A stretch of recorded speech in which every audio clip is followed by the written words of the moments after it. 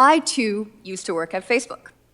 I joined the company after 3 tours in Afghanistan, helping Special Operations Forces target al-Qaeda, because I believed in Facebook's mission as well, the democratization of information.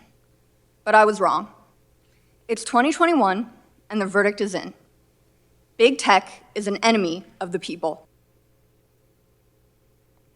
Joining me now is somebody who may look familiar to you, Kara Frederick. She is the Research Fellow for Technology Policy at Heritage Foundation, which is a nice way of saying she's probably extremely intelligent on most of the issues.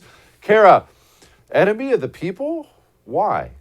Yeah, because you look at evidence right now and it's irrefutable. Big tech is going after the little guy. The little guy happens to be of the conservative persuasion now. And that's because academia, Hollywood, big corporations, they're all enthralled to the prevailing leftist ideology, the Biden administration. Clearly, there's a narrative being pushed here, and big tech has found itself in the service of this narrative and unafraid to wield its prodigious power, its prodigious digital power, its prodigious informational power, its prodigious market dominance and market share, that power. It's clearly abusing its concentration of power, and they're targeting the little guy. I said in my testimony, the confluence of evidence is irrefutable. People say, oh, conservatives they're not targeted, they're just flouting the rules. That's why they're being censored. That's not the case. You look at the Media Research Center's studies, and they said 53-1 Republican Congress members are censored compared to Democrats.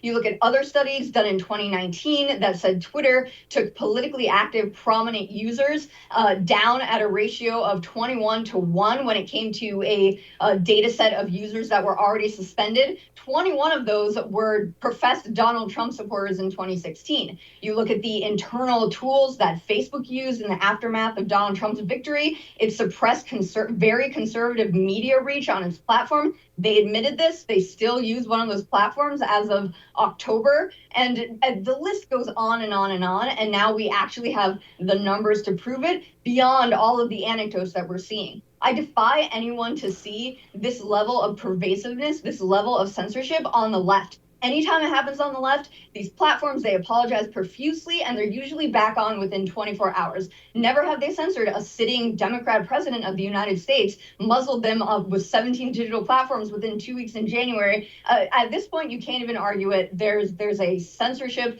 issue, a conservative and heterodox view issue, and it's time that we all wake up and realize that this is actually the case. Kara, help me understand why. When I think, look, it's not hard for me to figure out why some Hollywood actress would be a nutball communist or a college professor or something like that. But when I think about big tech, honestly, I think about sharp, young entrepreneurs out there doing something, making it happen. I think capitalism. I think, gosh, that person should be as far right as I am. And yet they're all a bunch of commie nutballs. You were there. I've never been there. Why? For sure. And that's why I went in 2016. I thought, these are the captains of industry. These are the people who are doing real things in the world. They're the smartest people among us, and I wanted to walk amongst them. I wanted to be part of all of it.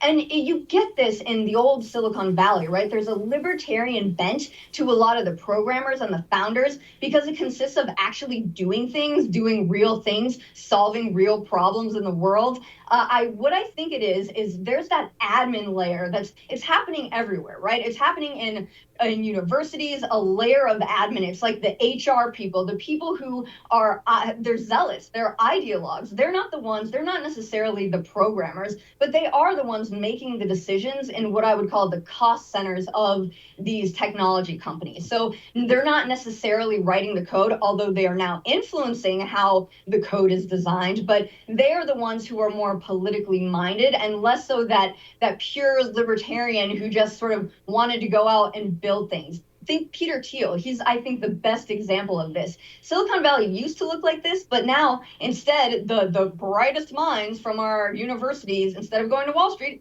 they want tech jobs, and they bring that ideology with them. There's a litany of reasons why this is happening. Hey, thanks so much for watching The First on YouTube. If you liked what you saw, go ahead and like and subscribe. You heard me. Like it, subscribe. You'll get a lot more of it and a lot more of me.